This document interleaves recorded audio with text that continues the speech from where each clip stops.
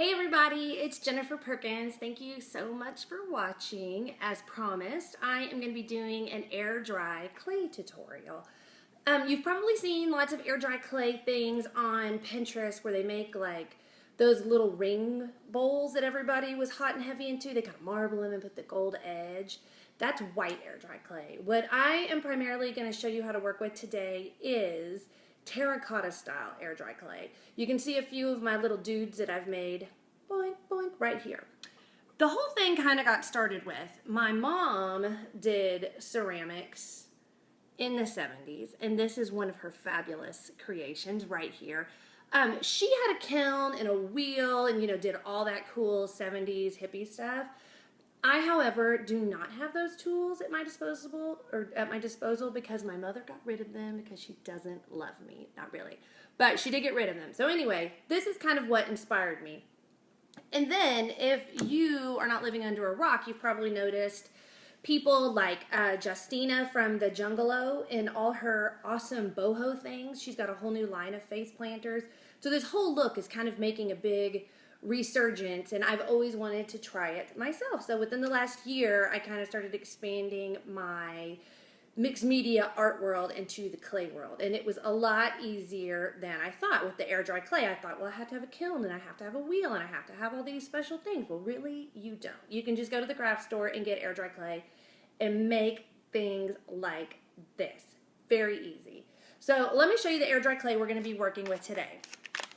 This is from Polyform, and they are going to be giving away to 3 different winners. Woo! Just leave a comment, and we will choose a winner in a week. But they're going to be giving away to 3 different winners a pack of their white air dry clay, if you're not feeling the brown terracotta, which I don't know why you wouldn't. And they're going to be giving a package of the terracotta away. And again, you don't need a kiln. All you need is the air, which we all have. So let me show you the different ways that I've created pots like this.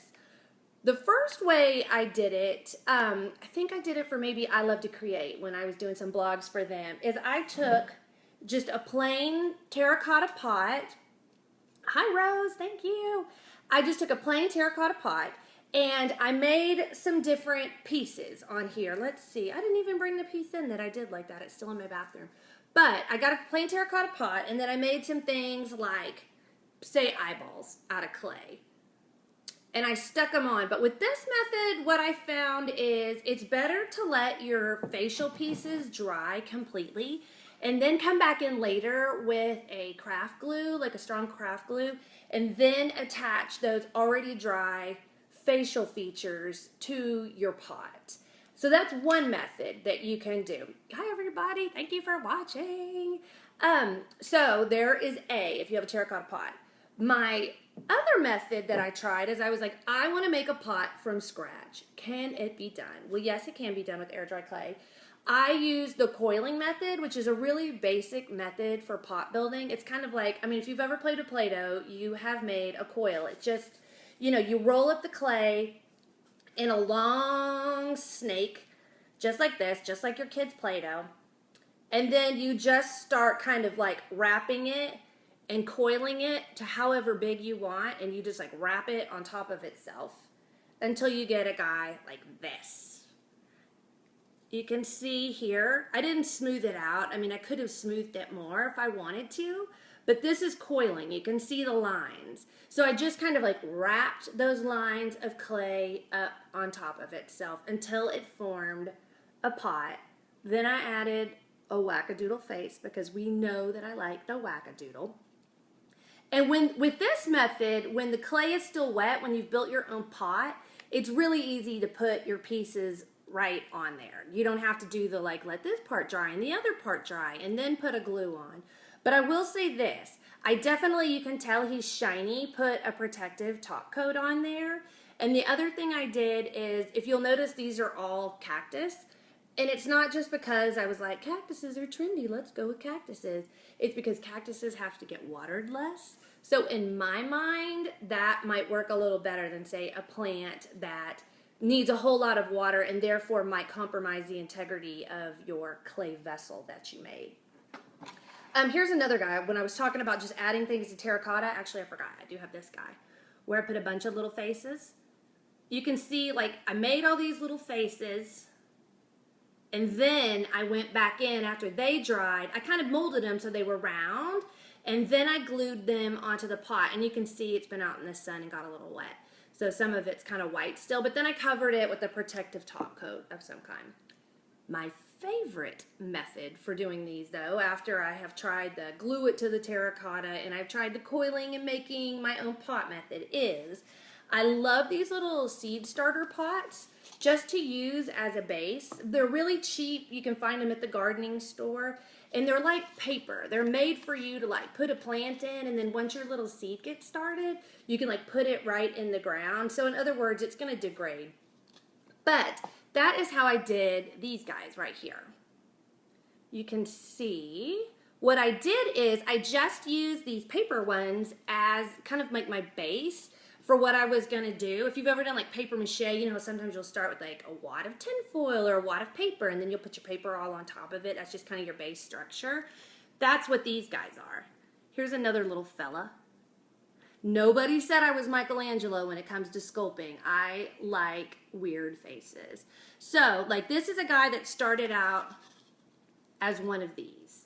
And then I put all the clay on top, and while the clay was still wet, I went in and I added my features on there. And sometimes I even, rather than, you know, I showed you that little eyeball, rather than like, I'm going to cover the pot with clay, and then I'm going to go in and I'm going to make an eyeball. With that method, I find it's easier to just like roll a big slab of clay. That's the other fun part about working with clay, is there's lots of new toys you can use.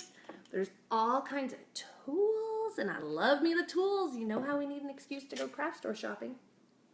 So I get my clay, I roll it out using, you know, any kind of little roller. I'd use sometimes this little acrylic roller. I've used my brayer. I mean, anything like that. So you just would roll it flat, you know, get it nice and wet. I kind of right here, you can't see it, but when you work in real pottery, a lot of times you have what's called a slip. And a slip is really just kind of a combination of clay and water. And I kind of have my own like homemade slip going at all times, so I can put it on there and kind of wet things down. So anyway, back to this fella right here. So what I would do is roll your clay out really thin, and then I just kind of like wrap it around. You just got to work at it. This is not a quick and easy craft necessarily. So if you're looking for one of those, it's the wrong thing for you. So you wrap it around using your water, and you just kind of stick it on there, you know, fold it over your edges. You get a little bit of your slip, and see how that'll just kind of like make some of those lines disappear. And then from there, a lot of times I like to take a big piece of clay and just add it on there with some water, and then I kind of sculpt it out. Rather than make the eyeball separate, I put a chunk of clay on there and then maybe kind of like finesse it into a nose. You got to kind of get all like Demi Moore ghost style on it and kind of finesse it and make it into the features that you want. Another thing I really wanted to mention, whether you do the I'm going to add it to the terracotta, or I'm going to do the coil method, or the I'm going to cover this little cheapy seed guy, if you do your features separate, you need to do what's called, I believe maybe it's called cross hatching or like etching. So let's see how the back of my little eyeball I made is flat?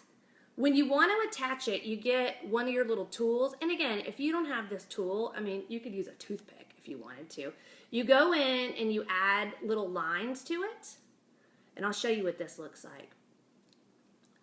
See, you just kind of mess it up a little bit. And then I would do the same thing on this surface where I wanted to put the eyeball. I would do some more little cross hatching type things. And then that way, when this part goes to this part, they have a better chance of staying together forever. This kind of helps everybody conjoin, congeal, be best friends. And so that is a good tip to know. So after you have everything done, you want to take, again, it's air dry clay, so you don't need your kiln. You want to just take it outside, or you can leave it inside. And in about 24 hours, it'll really kind of harden up. And it'll be nice like this guy. You can hear it. And again, sometimes I like to coat it with a protective top coat of something. You know, you can just like spray paint it with some clear something, some decoupage medium, all different kinds of things if you want.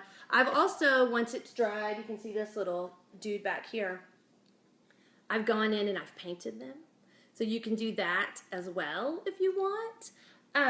So that is another option. So yeah, so put your top coat on to protect him. And then the next trick is to remember, put something like a succulent in there that doesn't need to be watery all the time. You don't want to put like your ivy in there that you got to water every day, because I think it would hold the water. I've not really tested it to try, but better safe than sorry if you've gone to that much trouble to craft these cutie patootie little fellas.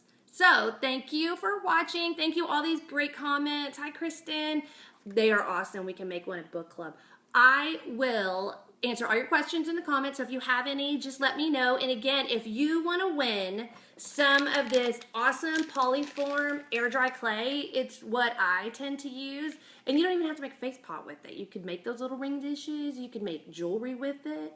All kinds of stuff. It's really, really fun stuff. Just leave me a comment, and next week I will choose a winner. Woo, woo, woo. So I hope you loved my face pots. They're super fun. They're super easy. Get the kids involved, anybody involved. Fun to do.